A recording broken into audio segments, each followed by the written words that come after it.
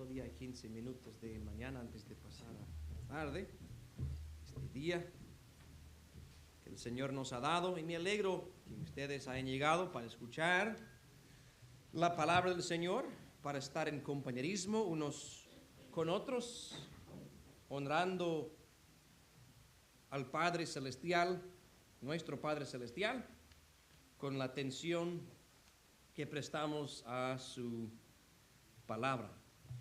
Vamos a leer, mis hermanos, en Efesios capítulo 4 para iniciar. Busquen en sus Biblias, por favor, Efesios capítulo 4. Si usted estuvo la semana pasada, se acordará que predicamos sobre una porción de este capítulo, específicamente del versículo 17 al 24. Y hoy quisiera continuar con lo que resta de este capítulo, que es el versículo 25 al 32. Aunque no está directamente conectado al mensaje de la semana pasada, por supuesto, común, porque vemos el contraste entre el viejo hombre y el nuevo hombre, lo cual fue el enfoque de la semana pasada, y hoy vamos a ver también algo relacionado con eso. Así que vamos a leer esta parte y después vamos a orar. Efesios 4, del 25 al 32. Dice la palabra del Señor: por lo cual, dejada la mentira, hablad verdad cada uno con su prójimo, porque somos miembros los unos de los otros. Airaos y no pequéis. No se ponga el sol sobre vuestro enojo, ni deis lugar al diablo. El que hurtaba no hurte más, antes trabaje obrando con sus manos lo que es bueno, para que tenga de qué dar al que padeciere necesidad. Ninguna palabra torpe salga de vuestra boca, sino la que sea buena para edificación, para que dé gracia a los oyentes. Y no contristéis al Espíritu Santo de Dios, con el cual estáis sellados para el día de la redención. Toda amargura y enojo e ira y voces y maledicencia sea quitada de vosotros, y toda malicia. Antes sed los unos con los otros benignos, misericordiosos, perdonándoos los unos a los otros, como también Dios os perdonó en Cristo. Que Dios añada bendición a su palabra. Vamos a orar. Padre, gracias y mil gracias, porque tenemos en nuestras manos las palabras inspiradas y preservadas de nuestro Dios creador y salvador. Tenemos este manual, Señor, de cómo debemos conducirnos como creyentes. Tenemos hermosas promesas de tus labios, Señor, en esta palabra. Y te rogamos que bendigas la predicación de tu palabra en esta mañana, que pueda haber, Señor, mucho provecho espiritual, que podamos edificar nuestras vidas espirituales y que podamos entender más y más lo que es tu voluntad para nosotros. Así que danos corazones abiertos y oídos atentos a tu santa palabra. En el nombre de Jesucristo te lo pedimos. Amén y amén. Pueden tomar asiento, mis hermanos.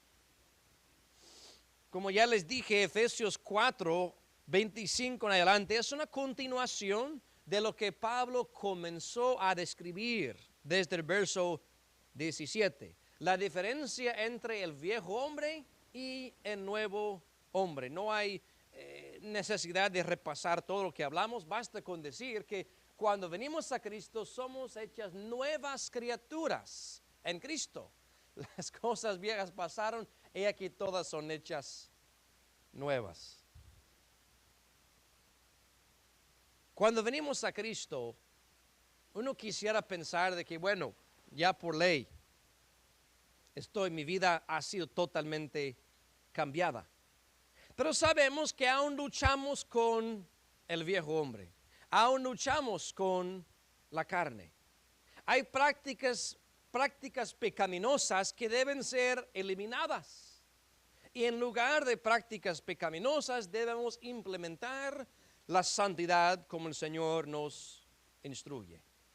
Quisiera predicar, mis hermanos, en esta mañana acerca de cómo el Señor sustituye las prácticas pecaminosas por la santidad. Y lo vemos de una forma muy, muy clara en cada uno de estos versículos, cómo el Señor va quitando de nuestra vida algo negativo, algo perjudicial, algo que no le agrada, y pone y ofrece algo más en su lugar. Deben entender algo. La vida cristiana no es una vida de pérdida. Lamentablemente hay un pensamiento que el mundo ha logrado proponer, que es, bueno, si me convierto en cristiano, ya no puedo ir a tomar, ya no salgo a bailar, ya no ando con mujeres, ya estoy perdiendo mucho. Al contrario, cuando el Señor sustituye, lo que Él pone en lugar de lo que tú, entre comillas, perdiste, es superior. Es 1,000,000 de veces mejor de lo que antes tú tenías. Por ejemplo, si habláramos rápidamente de las prácticas pecaminosas en estos versículos, la mentira, el enojo, palabras corrompidas, amargura, ira, voces, maledicencia, eso no es una vida alegre. Y si yo les hablara de todas las obras de la carne, no es una vida alegre. El Señor nos quita todo eso y lo sustituye por algo que es mejor. Quisiera hablar de los sustitutos que el Señor hace en las vidas de sus hijos. Todo lo que Dios desea para nosotros es superior a lo que la carne pecaminosa desea. Eso suena simple y sentado aquí con la palabra de Dios abierta y corazones atentos, diríamos que sí, amén. Lo que el Señor nos ofrece es superior que lo que nuestra carne pecaminosa desea. El problema es cuando estamos fuera de este ámbito, estamos a solas o estamos ya no en compañía de creyentes, sino con la palabra, se nos olvida y actuamos en la carne. Y la exhortación esta mañana es de entender que los sustitutos que nos da el Señor son superiores. La vida más satisfactoria de que existe en la vida es la vida entregada a la voluntad de Dios. Ya con esa introducción vamos a entrar ya al texto, lo que Pablo nos explica. Versículo 25, primeramente, dejar la mentira, dejar la falsedad, dejar el engaño. ¿Por qué Pablo lo ve necesario exhortar a personas que ya son creyentes, ya eran redimidos, ya fueron salvos, ya fueron justificados? ¿Por qué dejar la mentira? Juan capítulo 8, por favor. Yo les he dicho esto durante los años, una pequeña anécdota. Cuando yo era chico y desobedecía, el pecado que más acarreaba la ira de mi padre, el castigo más fuerte vino cuando echamos mentiras. Y no sé cuántas veces yo escuché este mismo pasaje siendo repetido hasta no poder más, después de agarrarnos a una mentira. Es Juan 8:44. Vosotros de vuestro padre el diablo sois, y los deseos de vuestro padre queréis cumplir. El homicida ha sido desde el principio y no permaneció en la verdad, porque no hay verdad en él. Cuando habla mentira, de suyo habla, porque es mentiroso y padre de mentira. Cuando mi padre citaba esto, no me estaba diciendo, bueno, ya no sos mi hijo, ya eres hijo del diablo, sino para instar en nosotros, inculcar en nosotros cómo o de dónde vienen las mentiras. Cristo literalmente dijo que el diablo es padre de mentira. Y cuando uno miente, está cumpliendo el deseo del diablo de una forma tan literal. Efectivamente, al echar una mentira, estás cumpliendo no el deseo de Dios, sino el deseo del diablo. Toda mentira encuentra su origen en el diablo. Es totalmente opuesto a la verdad. Es por sus mentiras que el diablo condena las almas.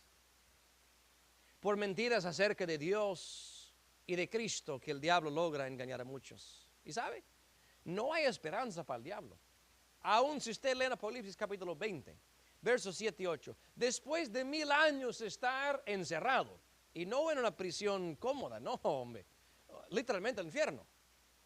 Aún estando ahí por 1000 años, tan pronto el Señor le abre paso para salir, aunque sea un poquito. ¿Sabe lo primero que hace? Engaña a las naciones. vuelve lo mismo que siempre ha hecho. Así que Pablo insta a los efesios a dejar la mentira. La mentira no debería tener lugar en el corazón de un creyente. Debemos estar tan comprometidos a la verdad que ni se nos ocurre decir una mentira.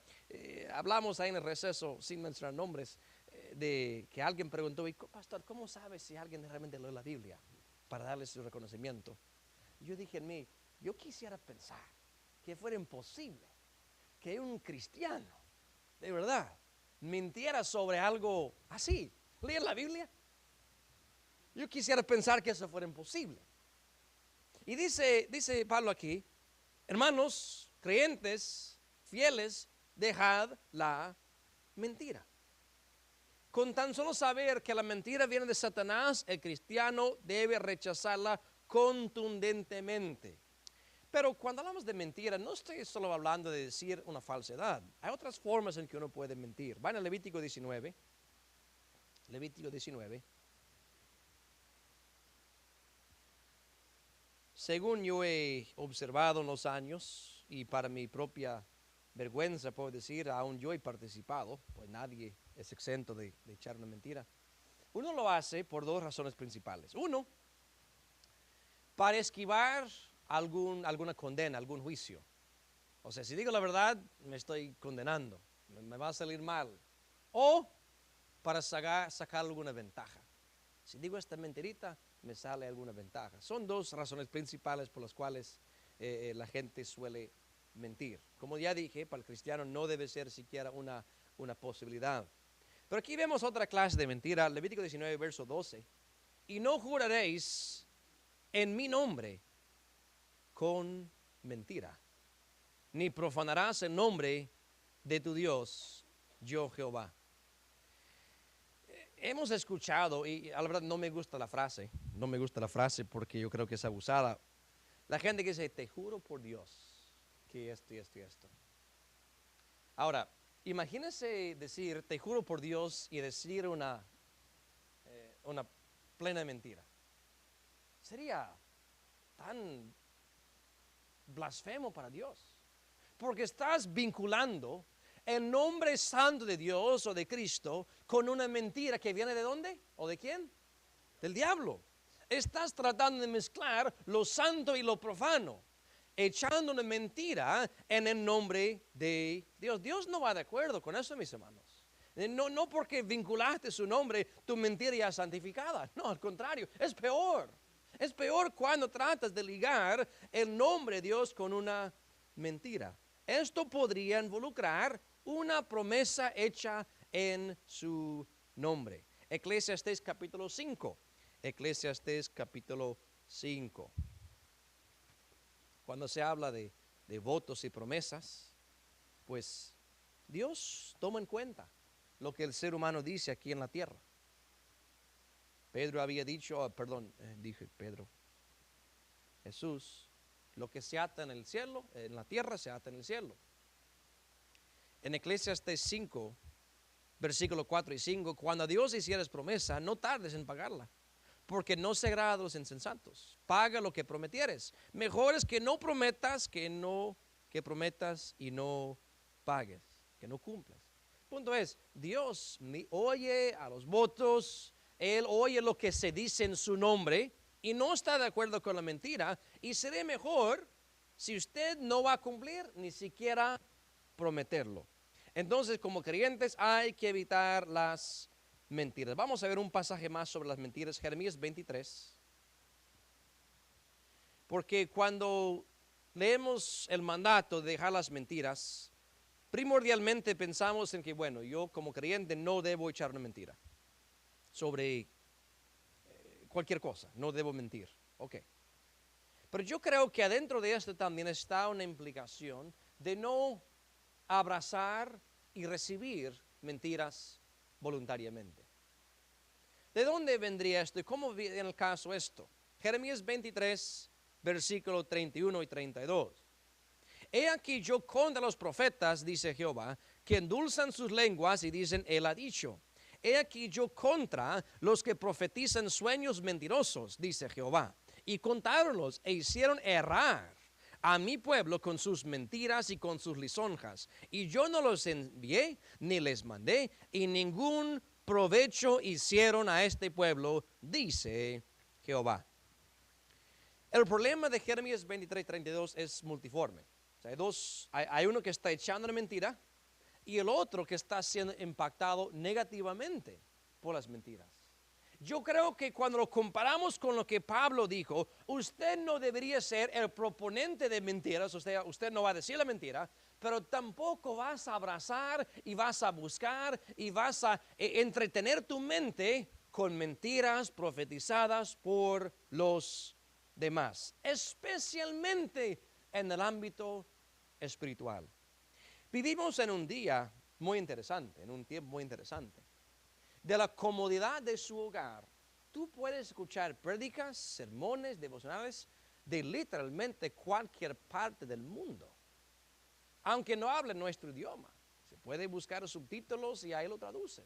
O sea, literalmente a tu disposición está una cantidad de buenos predicadores de la palabra de Dios y también profetas, como decía Jeremías. Personas que cuentan sueños mentirosos. Yo creo que el mandamiento de Pablo para los Efesios es dejar la mentira, y primordialmente es a nosotros a dejar de mentir. Y si ya hemos hecho eso, entonces una segunda faceta sería, o al mismo tiempo se puede decir, poner oído sordo a las mentiras. Pastores, ¿cómo voy a saber si están mintiendo? ¿Cómo sabemos cuando cualquier prédica es verdadera o no? Lo comparamos con la palabra de Dios. Y si esa prédica, ese sermón, esa enseñanza no va de acuerdo con lo que la palabra de Dios dice, hagamos oído sordo, no demos oído a las mentiras. Vamos ahora a Efesios 4, no pierdan su lugar allá, vamos a estar regresando siempre. Por lo cual, dejar la mentira, hablar verdad, cada uno con su prójimo.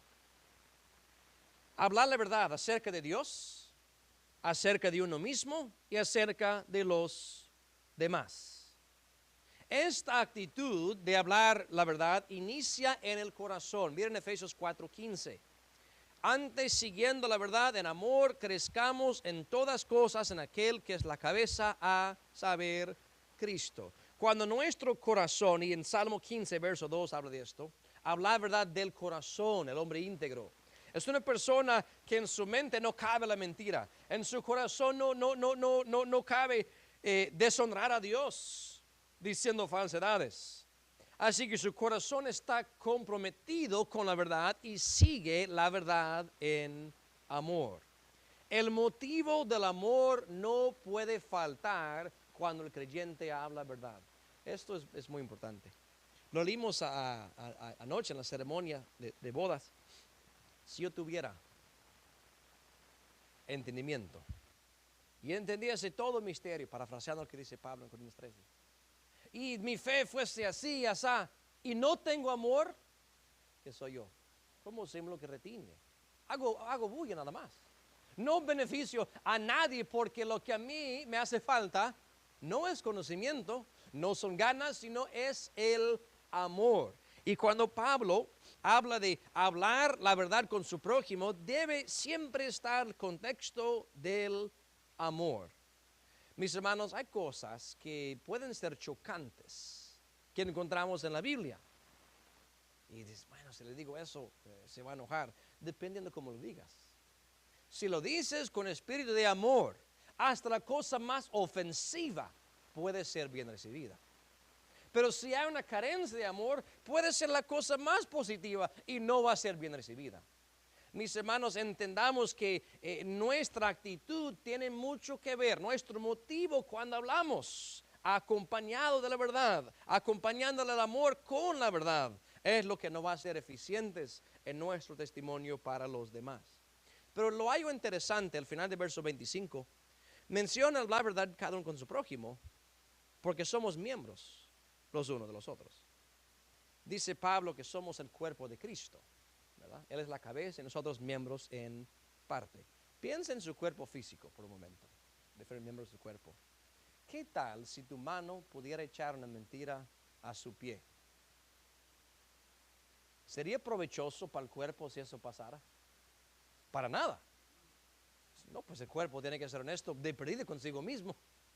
Y dice Pablo, hablar la verdad, cada uno con su prójimo, porque somos miembros los unos de los otros. Cada vez que a usted se le ocurre decir una mentira a su hermano en Cristo, o engañarle, o hablar falsamente acerca de él, o directamente a él o a ella, piense, estoy haciendo daño a mi propio cuerpo. Y peor de ahí, estoy haciendo daño al cuerpo de Cristo. Verso 26. Así que en la primera sustitución vemos trocar la mentira por la verdad.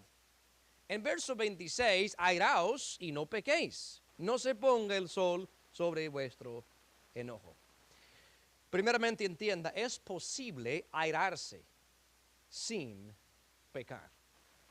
Y esto es importante porque el ejemplo de Jesús nos enseña que esto es posible. Tenemos dos ocasiones cuando la misma escritura nos dice que Cristo se enojó, y probablemente uno que otro está pensando en un ejemplo que no es, porque he escuchado de predicadores hasta equivocarse en esto. Decir, sí, a Cristo se enojó cuando fue al templo y trastornó las mesas. Pero si usted lee cuidadosamente ese pasaje, primeramente nunca dice Cristo se enojó. Más bien, él estaba cumpliendo una profecía de los Salmos que dice, ¿alguien se acuerda? El celo de tu casa me ha consumido. No fue enojo en que Cristo actuó en el templo, fue celo por el Señor. Solamente para dejar eso muy claro. Pero aparte de ese ejemplo que a veces la gente equivocadamente da, sí hay dos ejemplos cuando Cristo se enojó. Vayan conmigo a Marcos capítulo 3. Marcos capítulo 3. Literalmente hay dos ocasiones cuando el maestro se enojó o se indignó, y nos dice el evangelista. Y ambos están en Marcos. Marcos 3, solo para decirles un poco del contexto, Cristo estaba sanando y había sanado mucho, y las gentes tuvieron problema con él porque hasta sanaba el día sábado, diciendo, no, pues ¿cómo lo vas a hacer si es un trabajo y no se puede trabajar los días de sábado, el día de reposo? En versículo 5, y mirándolos alrededor, ¿con qué? Con enojo. O sea, eso no es mi pensamiento. Marcos no está diciendo. Condoleciéndose de la ceguedad de su corazón, dice el hombre, extiende tu mano, y la extendió, y su mano fue restituida sana. En el primer ejemplo de un enojo del Señor, encontramos que el Señor se enoja por corazones duros, corazones ciegos. Estas gentes que literalmente estaban viendo al Maestro, están viendo al Hijo de Dios actuar y hablar, y tantas señales había dado para mostrar quién era. Y aún así tuvieron sus corazones duros. El Señor estaba enojado. Ahora bien, si usted sigue leyendo, no va a encontrar que en su enojo Cristo los convirtió en ranas o en sapos o los mandó a matar. No. Aún con un espíritu enojado, puedo decir por lo que dice la Biblia, Cristo siguió sanando a aquel señor enfermo. Marcos capítulo 10. Y esto es importante entender si es que vamos a entender lo que Pablo dijo cuando dijo, airaos y no pequéis, no se ponga el sol sobre vuestro enojo. Marcos 10, versículo 13, 14. Y les presentaba niños para que los tocase, y los discípulos reñían a los que los presentaban. Paremos ahí. Wow. Cristo está ministrando, enseñando, bendiciendo gentes, y hay unos padres, unos abuelos, unos tíos, unos familiares que dicen, bueno, Señor, ¿puedes orar por mi niño? Me gustaría que él te conozca. Chicos de 3, 4, 5, 8, 10 años. Y vienen para acercarse a Cristo y están en camino para ser tocado y bendecido por el Maestro, cuando ¿quiénes sirvieron de obstrucción? No los fariseos, no soldados romanos. Los mismos discípulos del Señor pusieron queja y obstruyeron a las personas que venían con sus niños. ¿Cómo se sintió Cristo? Y viéndolo Jesús, ¿qué dice? Se indignó. El antiguo dice se enojó, es lo mismo. La segunda vez, y el único segundo ejemplo, donde el maestro mostró enojo. Se enojó el maestro. Y les dijo, dejad los niños venir y no se lo estorbéis, porque de los tales es el reino de Dios. De cierto os digo que el que no recibiera el reino de Dios como niño, no entrará en él. Y tomándolos en los brazos, poniendo las manos sobre ellos, los bendecía. Muy importante entender esto. Cristo se enojó no con los niños, no con los que traen los niños, sino con sus propios discípulos, porque estaban impidiendo a los chicos de llegar a Él. Y aún con ese enojo que tenía por dentro, ¿cómo reaccionó? Con calma, con amor, con quietud. Y lo sé, porque si se hubiera puesto ya rabioso y furioso y hasta saliva saliendo de su boca, ningún chico se va a acercar a Él. Sin embargo, en verso 16, ¿quiénes están ya en sus brazos siendo bendecidos por Él? Los niños. Muy, muy importante. En los dos casos donde Jesús mostró enojo, Él se airó, pero no pecó. No pecó porque siguió haciendo lo que iba a hacer en ese momento antes de que surgiera la oportunidad de enojarse. Y con eso encontramos la clave de entender lo que significa airaos y no pequéis. Airaos y no pequéis. No pecar en enojo es no actuar de acuerdo al enojo, sino de acuerdo a principios y valores. El enojo que Cristo sintió no lo afectó negativamente, no alteró lo que él iba a hacer. Más bien, a pesar del enojo, de la indignación que tuvo en ese momento, siguió haciendo lo que estaba haciendo. Así que si usted una vez se pregunta, ¿cómo yo voy a saber si estoy enojado y no estoy pecando? Bueno, si no estuviera enojado, ¿qué harías? Tal y tal cosa. Ok. Cuando estés enojado, haga lo mismo. Y te va a asegurar de airarse sin pecar. Pero no para ahí. Porque el mandamiento es de airarse, no pecar. Y tampoco que el sol se ponga sobre vuestro enojo. El mandato es de no permanecer en enojo. Y la verdad, son dos cosas muy diferentes. No podemos estar en paz y en enojo al mismo tiempo. Así que sí, es posible airarse sin pecar, pero no como estado perpetuo. Tú no ves a Cristo enojado siempre.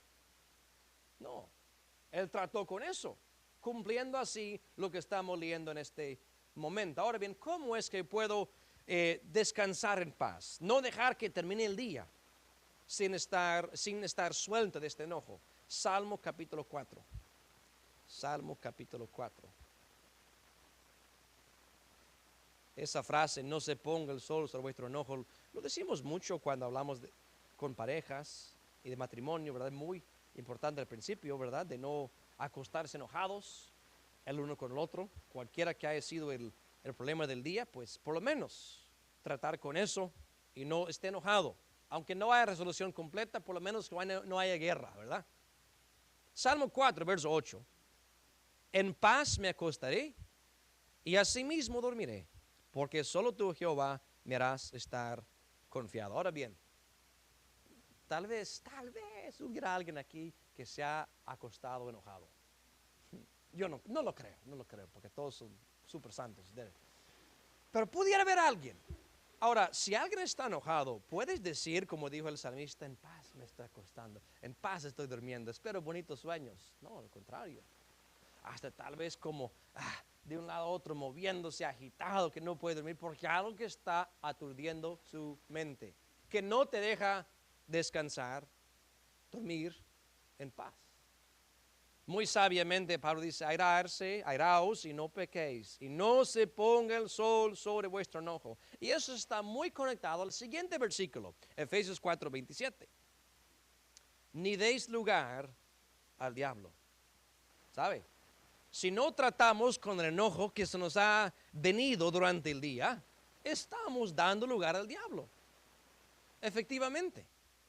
Si no tratamos con ese enojo diciendo, Señor, tal y tal cosa pasó, no me gustó, tú sabes que no me gustó, mi espíritu está agitado, Señor, deme paz sobre esta situación. Déjame dormir en paz. Quiero decir, como decía el salmista, en paz me acostaré, así dormiré, porque tú me haces estar confiado. Si no hacemos eso, estamos dando lugar al diablo. Cuando ese enojo encuentra albergue en nuestro corazón y germina ese enojo y se convierte en acciones, ya hemos dado lugar al diablo. Ahora bien, ¿quién es el diablo para el creyente? No es nuestro amigo, es nuestro adversario. Es el oponente, es el tentador, es el calumniador. Deben entender que el diablo no quiere nada bueno para tu vida. Ahora bien, piense en un ser humano que tal vez usted no le cae bien, que es de cierta forma un oponente, alguien que te quiere hacer maldad. Y aunque sea alguien imaginario, ¿verdad? Alguien de otro país que no está de acuerdo con cómo vivimos aquí, que quiere hacerte maldad. Y usted sabe que esa persona tiene malas intenciones, esa persona tiene poder para hacerte daño. ¿Quién en su juicio cabal abriría la puerta de su hogar y dar una invitación para que ese malvado entre a su hogar? ¿Alguien lo haría? No, porque como es un adversario ya jurado, es un enemigo ya conocido, usted va a hacer todo lo contrario para que no tenga lugar en tu casa, lugar en tu hogar. Lugar es ocasión, oportunidad, espacio, tiempo. Y nadie, ningún creyente adrede, dice, diablo, aquí te doy un lugarcito junto a mí. Nadie lo hace adrede. Pero por acciones caprichosas abrimos espacio al diablo. Y si quisiera hablar generalmente, cuando estamos en desobediencia a cualquier mandamiento de Dios, estamos dando lugar al diablo. Podemos hablar en la escuela dominical de Jonás. Cuando el instante que él comenzó a desobedecer a Dios, él está abriendo paso para el diablo, literalmente. Entonces, cuando nosotros desobedecemos a Dios, estamos abriendo espacio. Vayan conmigo, 1 Corintios capítulo 7. No es el tema de hoy, pero es un ejemplo de cómo el diablo opera. No hay necesidad de entrar en tanto detalle. Los que van a entender, los que no, pues un día entenderán. 1 Corintios capítulo 7, versículo 5. Y no es que esté esquivando el pasaje tampoco. Cuando estudiamos este libro lo hablamos en bastante detalle. Capítulo 7, verso 5. No os defraudéis el uno al otro. Ahora bien, el contexto es entre marido y mujer, no entre amigo y amigo. No os defraudéis el uno al otro, a no ser por algún tiempo de mutuo consentimiento, para ocuparos en la oración y volver a juntaros en uno, porque no os tiente ¿a quién? Satanás, el diablo, a causa de vuestra incontinencia. ¿Cuál es el punto? Cuando una pareja cristiana se defrauda el uno al otro, ¿qué está haciendo? Dando lugar al diablo, literalmente. Está diciendo, diablo, aquí hay un lugarcito junto a nosotros, entreténgate ahí. Está diciendo, diablo, eres bienvenido a nuestro hogar por nuestro descuido de lo que el Señor mandó, de no defraudarse el uno al otro. Punto es, cuando me desvío de lo ordenado por Dios, abro paso para Satanás y le doy ventaja. Vuelvan a Efesios 4. Así que vemos otro sustituto que el Señor nos da. En vez de enojo, nos da paz. Versículo 28, Efesios 4, 28. El que hurtaba, no hurte más. Antes trabaje, obrando con sus manos lo que es bueno, para que tenga de qué dar al que padeciere necesidad. Otro sustituto, trabajar en lugar de hurtar. Hurtar viola el octavo mandamiento en Éxodo 20, verso 15. Es más, si usted nunca ha memorizado un verso bíblico, esto es muy fácil. 2 palabras. No hurtarás. Ya lo memorizaste. El 8º mandamiento. ¿Qué es hurtar? Privarle a alguien de una posesión que ellos legítimamente tienen.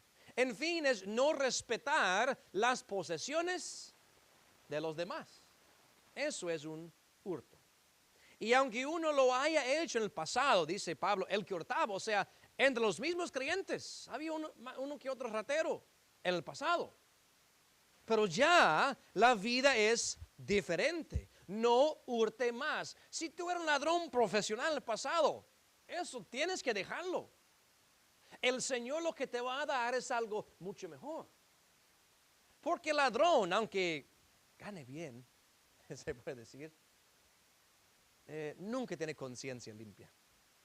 Ahora, ¿cómo se siente cuando uno ha sido, le han hurtado a uno?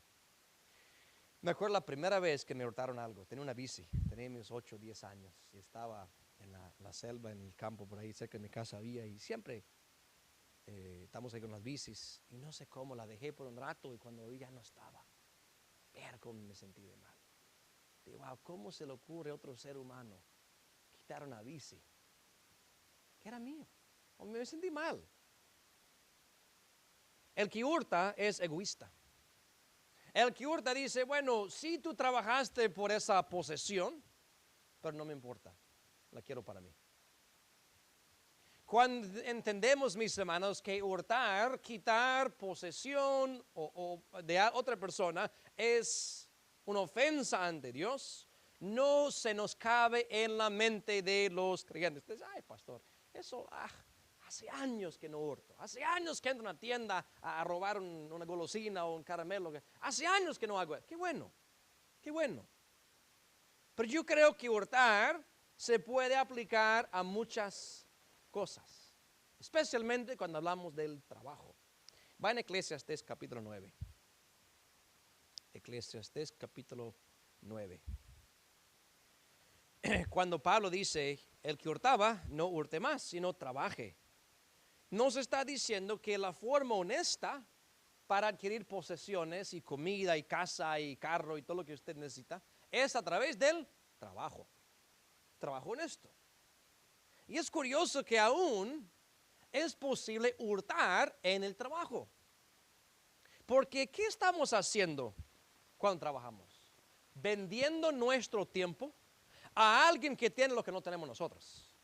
Nosotros tenemos tiempo, ellos tienen dinero. Hacemos un trueque, ¿no es cierto? Le regalamos nuestro tiempo en cambio por su dinero.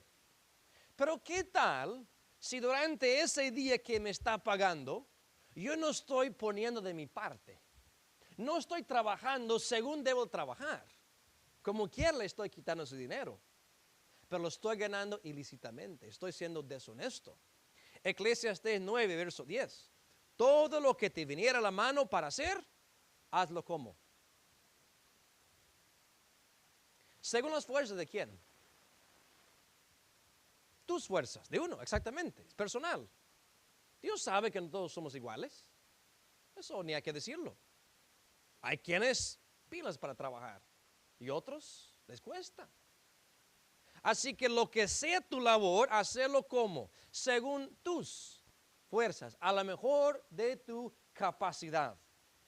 Y si tú no llegas a cómo lo hace el otro, bueno, si tú sabes en tu interior que lo estás haciendo, a lo mejor de tu capacidad, estás trabajando en lugar de hurtar. Pero si tú dices, y va a Colosenses 3, si tú dices, bueno, estoy siendo suficiente. Mira los demás cómo andan. Estoy haciendo más que los de otros. Y aún en tu ser, tú entiendes que puede ser más. Estás hurtando. Estás privando a otro de lo que le deberías dar. Lo mejor de tus esfuerzos. Siempre he dicho, y esto no es nada nuevo, por años lo he predicado, los creyentes deben ser los mejores trabajadores en cualquier empleo. Los más honestos, los más diligentes, los más respetuosos, tal vez no los más dotados de talento, porque sí, hay quienes son más inteligentes, quién sabe, pero en cuanto a la actitud de trabajar, los más de superlativo en todo. ¿Pero por qué? ¿Porque me creo mucho? No. Colosenses 3:23. Y todo lo que hagáis, hacedlo de ánimo. ¿Como a quién? Como al Señor y no a los hombres. La razón por la cual los creyentes debemos ser los mejores trabajadores en cualquier ámbito es porque nuestro patrón no es aquel odioso, no es aquel mal hablado, no es aquel hombre o mujer duro y tosco y tan difícil, no. Nuestro patrón es ¿quién? Es el Señor. Trabajamos para Él. Y aun cuando ese es odioso y nos sometemos y hacemos lo mejor que podamos, Dios es glorificado aún por nuestro trabajo. Vuelvo en Efesios 4. Así que el Señor nos sustituye los hurtos, una ganancia deshonesta, por una ganancia honesta, por el trabajo. Pero permíteme ver lo que dice al final del verso 28. Para que tenga de qué dar al que padeciere necesidad. Esto es tal vez una verdad chocante para algunos que nunca lo han visto, pero bíblicamente así es. Yo debo trabajar no solamente para suplir mis necesidades. Si yo gano, un ejemplo, $500 a la semana, yo digo $500 y son para mí, para mi familia, y gasto los 500. No he cumplido el propósito del trabajo todavía. Porque si gasto cada centavo que a mí me entra, no tengo ni siquiera 2 chelitos para dar al que padeciere necesidad. Y la palabra de Dios me dice que debo trabajar para que tenga de qué dar al que padeciere necesidad. No hay cantidad fija aquí, no dice 1%, 5%, 50%, pero algo para dar al que padeciere necesidad. Lo vemos claramente en el libro de los Hechos, capítulo 4, lo pueden en su propio tiempo. Comunicando a las necesidades de los santos, de tal manera que no había menesterosos entre ellos. Qué tremendo, ¿verdad? Los hermanos que tenían de más daban a los que no tenían, de modo que nadie sufría necesidad. Romanos 12:3 dice, comunicando a las necesidades de los santos. Ay, pastor, pues yo hago eso, me va a ser más difícil, va a ser más difícil. No. Va en Hebreos capítulo 6. Hebreos capítulo 6. Cuando uno cumple con lo que el Señor manda, en vez de pasar escasez y dificultad, más bien el Señor lo bendice. Hebreos 6, verso 10.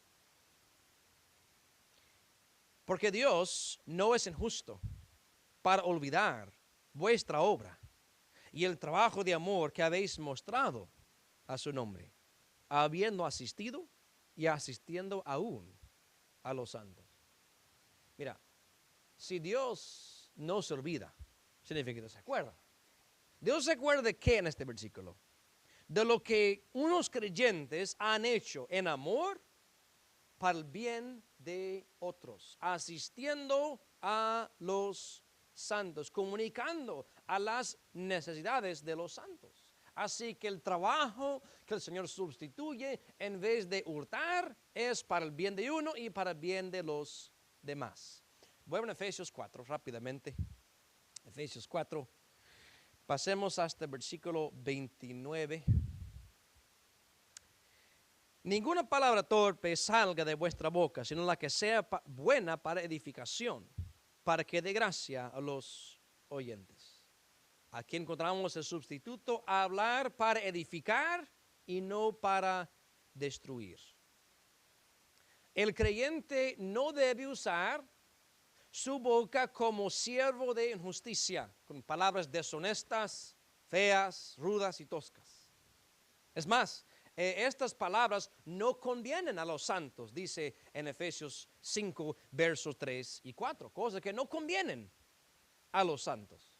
Pero tenemos que ir más allá que palabras. Porque ¿de dónde vienen las palabras? Y creo que alguien por ahí lo dijo en el receso, lo escuché a alguien decir. Mateo 12:34. De la abundancia del corazón a la boca. Así que si en tu interior, si en tu corazón está el deseo de hablar para destrucción de otros, es lo que tus palabras van a manifestar. Pero si en tu corazón deseas agradarle a Dios y edificar a los demás, entonces esas palabras nunca van a salir. Proverbios 18, vayan allá. Proverbios 18. Sin duda la Biblia habla bastante del poder de la lengua. Ejemplos donde la lengua pues metió uno en grandes problemas y otros cuando la lengua metió a uno en buenas situaciones. Y seguramente este proverbio es 100% verdadero. Proverbios 18, verso 21. La muerte y la vida están en el poder de la lengua, y el que la ama comerá de sus frutos. Dos cosas muy diferentes. Vida y la muerte. La misma lengua de uno tiene poder para tender hacia uno o hacia el otro. O sea, palabras de vida o palabras de muerte. Otra vez, no estamos hablando de inconversos, estamos hablando de creyentes. Nuestro deber es no es usar nuestra lengua como queramos, sino usar la lengua para el bien, para la edificación, para dar gracia a los oyentes. En Efesios 4 de nuevo, miren versículos 11 y 12. Y él mismo dio unos ciertamente apóstoles y otros profetas y otros evangelistas y otros pastores y doctores. En general, liderazgo de una iglesia. ¿Con qué fin? Para perfección de los santos, para la obra del ministerio, para edificación del cuerpo de Cristo. Edificación, no destrucción. Mientras la lengua tiene poder para edificar o poder para destruir, para derribar, el creyente y el liderazgo y cada creyente debe hablar para edificación de los demás. Que no entre a nuestro vocabulario palabras injuriosas, mucho menos hacia otros hijos de Dios. Pablo habla de esto en otras cartas también y es importante verlo. Romanos capítulo 15. Romanos 15. Y yo creo que lo habló a muchas iglesias por la razón de que la lengua puede ser un problema para cualquier persona en cualquier época. Santiago dijo que la lengua es un mal que nadie puede domar. Ahora, hay quienes dicen, bueno, la lengua no puede ser controlada, así que lo que me sale no es culpa mía. No. Eso no es el punto que escribió Santiago. Santiago escribió eso porque el ser humano debe entender que en mi estado natural, carnal, yo no puedo controlar mi lengua. O sea que el freno no tiene que ser de mí, sino del Espíritu Santo de Dios. Cuando yo me entrego a Él, me consagro a Dios, entonces Él es que controla mi lengua. Ese pasaje en Santiago no es para que no dé rienda suelta a la lengua, no, al contrario. Romanos 15, versículo 2. Cada uno de nosotros agrade a su prójimo en bien a edificación, porque Cristo nos agradó a sí mismo, antes bien, como está escrito, los vituperios de los que te vituperan cayeron sobre mí. Palabras de bien para edificación, siguiendo el ejemplo del Señor. Cuando Cristo estaba en Nazaret, creo que es Lucas 4, se asombraron las palabras de gracia que salían de sus labios. Nuestro maestro es el ejemplo para nosotros. Un poquito más para atrás, Romanos 14, verso 19. Así que sigamos lo que hace a la paz y a la edificación de los unos a los otros. Bien cabe aquí el proverbio de Salomón, Proverbios 15:1, la blanda respuesta quita el furor, pero la palabra áspera hace subir la ira. Cuando no seguimos lo que hace la paz, no estamos en busca de edificación, sino destrucción. Que en la boca y en la mente del creyente hayan palabras de gracia para edificar, no para destruir. Dios quiere que usemos nuestras bocas para administrar gracia a los demás. Colosenses 4. Colosenses capítulo 4. Versículo 6. Sea vuestra palabra siempre, ¿con qué? Gracia, sazonada con sal, para que sepáis cómo os conviene responder a cada uno. Y ustedes leyeron lo que yo leí. Vuestra palabra siempre con gracia, sazonada con sal. Yo creo que hay otra versión por ahí, yo no sé, a mí se me hace, por la forma en que ve los creyentes hablar a veces. Que hay una versión que dice, sé vuestra palabra siempre con gracia, sazonada con salsa picante. Por la razón de que cuando hablan, no es para nada más y nada menos, sino exaltar la ira. Palabras que únicamente funcionan para crear tensión entre cristianos. Mis hermanos, estas cosas no deben ser así, como dijo el apóstol Santiago.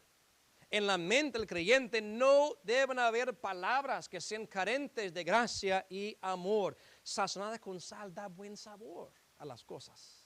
Así somos mandados a Dios. Así es el sustituto que Cristo hace en nosotros. Quita las palabras groseras, las maldiciones y las convierte en palabras de bendición.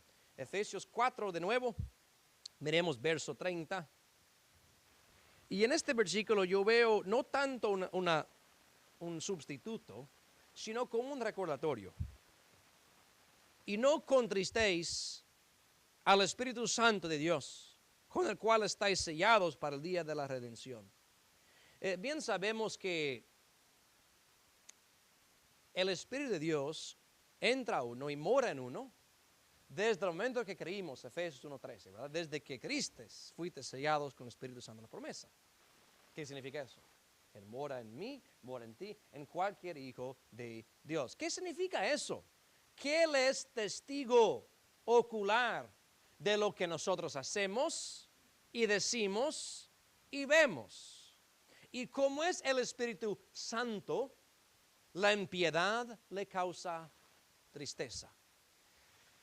Hay cosas que el ser humano ve, y nosotros que somos pecaminosos, que nos causan tristeza. Cuando vemos la muerte de una gente inocente, cuando vemos, ¿cómo pudo pasar eso? Se siente mal uno, ¿verdad? Y eso es que somos pecadores. Imagínense cómo se siente Dios cuando ve la impiedad en este mundo. Y Él no sabe una cosita aquí, cosita, Él lo sabe todo. Ese mismo Dios que se entristece por el pecado, entre paréntesis, ese atributo de Él, de la tristeza, se ve desde Génesis 6, verso 6. Cuando Dios vio la maldad del hombre y le pesó en su corazón. Es interesante, y esto es aparte, pero voy siguiendo el conejito por aquí. El diluvio no fue la ira de Dios. Nunca dice que Dios se airó y mandó el diluvio. Fue la tristeza de Dios en Génesis 6:6. El dolor que tenía en su corazón por ver la condición del hombre, que Él mandó el diluvio. Y si eso fue la tristeza de Dios en acción, usted no quiere ver su juicio, su ira de juicio. Pero sabemos que por ahí viene. Así que no contristéis al Espíritu Santo de Dios. El creyente no debe ofender a aquel que mora en nosotros. Y aún así, estamos sellados para el día de la redención. Ahora bien, este versículo es una promesa, es una gran verdad que nos debe alegrar, que quiera, sea como quiera, Él está con nosotros hasta el día de la redención, hasta que seamos glorificados. Gloria a Dios por eso. Pero al mismo tiempo, significa que aunque tenga 30, 40, 50, 70, 70, 80, 90 años, el Espíritu Santo sigue conmigo, donde quiera que yo vaya. Yo lo estoy haciendo participante Él de todo lo que yo hago y veo y digo. Y queda muy claro, no contristéis el Espíritu Santo de Dios. El último sustituto que vamos a ver está en verso 31 y 32, que es cambiar la amargura por el perdón. 31, toda amargura. Bueno, yo soy muy sencillo cuando leo la Biblia. Toda amargura, ¿qué significa? Toda amargura.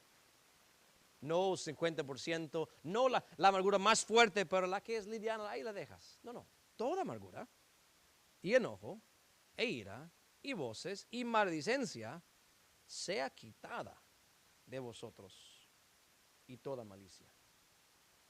El rencor por un daño que nos ha sido hecho no puede ser justificado por el creyente.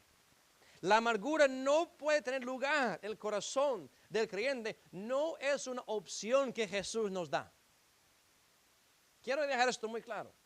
Si usted siente amargura por cualquier situación, no estás justificado en albergar esa amargura. La amargura, y lo hemos predicado, lo hemos estudiado en otros tiempos, es un veneno que deseo para otro que estoy tomando para mí mismo. A mí me hace daño. Puede ser que el otro ni siquiera sepa que tenga amargura. Y yo mismo me estoy haciendo daño. Con toda la autoridad de Dios, Pablo dice, toda amargura, enojo, ira, sea quitada de vosotros y toda malicia. Ahora bien, ¿por qué es imposible para el creyente guardar amargura a la luz de quienes somos? Bueno, porque si hemos sido perdonados por Dios a través de Cristo, y bien lo entendemos, y Dios a nosotros no nos guarda amargura, ¿cómo es posible entonces que nosotros guardemos amargura contra otro? La única forma en que puede pasar eso, les voy a decir, si el creyente se olvida de cuánto Dios le perdonó. Y aquel que se olvida de lo que Dios le perdonó, tendrá la tendencia de tener amargura. Pero para el creyente es todo lo contrario. Van a Colosenses 3.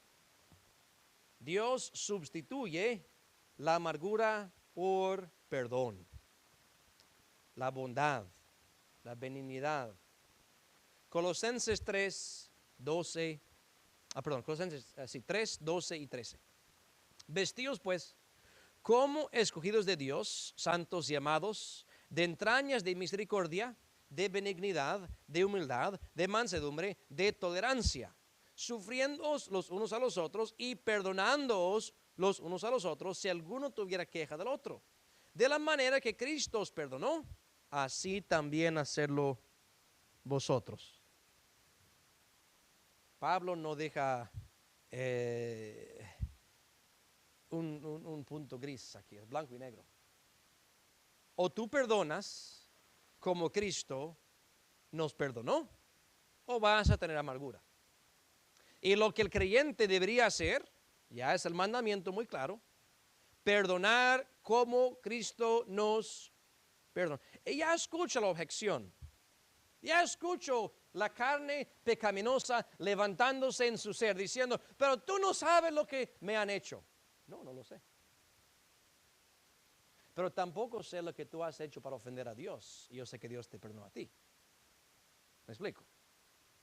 Punto es, independientemente de lo que te hayan hecho, si aún hasta el día de hoy no están arrepentidos, el mandato de Dios para ti y para mí es perdonar. Bueno, en casi todo lo perdono, pero esa cosa todavía no. Vuelve a Colosenses 2, verso 13. Porque bíblicamente, dice Pablo, perdonar como Cristo nos perdonó. Bueno, viene al caso entonces, ¿cómo es que Cristo nos perdonó? Colosenses 2:13.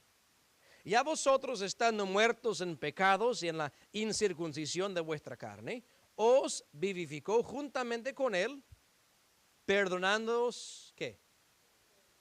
Todos los pecados. ¿Cuántos no se gozan? Porque Dios, mirando todo ese volumen o libros de pecados que habíamos cometido, miró por todo ese gran registro de pecados, supo cada uno de ellos, supo la gran ofensa que era contra él, él supo la gran tristeza que le causó y dijo, perdonado, perdonado, perdonado. Y básicamente todo ese registro fue emblanquecido por la sangre derramada del Hijo de Dios. Dios nos perdonó todo. Y Pablo dice, de la manera que Cristo os perdonó, hacedlo también vosotros. Es decir, que no hay un pecado que el Señor no nos perdona cuando confiamos en Él. Y por lo tanto, no tenemos derecho de ser selectivo en el perdón que extendemos a otros. Cualquiera que lo hace está en violación de la voluntad y palabra de Dios. Efesios 4, para terminar. Entiendo que lo que leímos la semana pasada y esta semana y predicamos es un reto muy alto para la iglesia, esta iglesia y los creyentes de hoy. Sustituir aquello que es inferior, que es bajo, que es vil, que es pecaminoso, por la nueva vida abundante en Cristo. Pero les digo, aquel que lo hace disfruta de la mayor satisfacción. Pero también debo decirles esto, no lo va a hacer solamente en tu poder. Si fuera por mi poder, nunca pasaría. Pero con la ayuda de Dios y el poder transformador del Espíritu, podemos vivir día a día con estas nuevas sustituciones que el Señor hace en nuestra vida. Nunca pensemos que podemos vivir la vida cristiana en nuestro propio poder. Él es quien nos capacita para poder andar como Él le agrada. Así que iniciamos este año viendo retos altos para los creyentes. Dejar la vida vieja, hacer sustituciones y dejar que Dios haga su voluntad en nosotros. Vamos a orar. Padre celestial y nuestro gran Dios, estamos sumamente agradecidos por las palabras poderosas del apóstol Pablo que tú lo usaste para escribir a esa iglesia en Éfeso. Y aunque esa iglesia, Señor, necesitaba escuchar esto, tanto más nosotros también. Porque tenemos la misma carne pecaminosa y tenemos el mismo nuevo hombre. Tenemos los mismos pecados del pasado y tenemos las mismas sustituciones que tú quieres hacer en nosotros. Te pedimos, Padre, que en este año 2026, que apenas estamos arrancando, que día tras día hagamos, Señor, esto prioridad para andar en santidad, dejar todo lo que vimos, las mentiras y el engaño, la amargura, la falsedad, para vivir como a ti te agrada, sabiendo que a ti te produce alegría y cuanto más para nosotros cuando estamos en el centro de la voluntad de Dios. Así capacite y fortalece a cada cristiano para vivir día a día en el poder del Espíritu Santo. Y esperamos, Señor, que el otro año habrá mucho crecimiento debido a esta decisión que tomamos a nivel individual de ser más y más como Cristo. Bendiga esta iglesia local, Señor, y bendiga a cada persona que estuvo aquí presente, más los que están de viaje, no están hoy, Señor. También bendíceles y haz que puedan recibir este mensaje de otra manera. Y te lo pedimos en el nombre de Cristo Jesús. Amén y amén. Dios les bendiga, mis hermanos, que van con Dios a sus hogares y esperamos verles en esta noche a las 6 para el culto de jóvenes.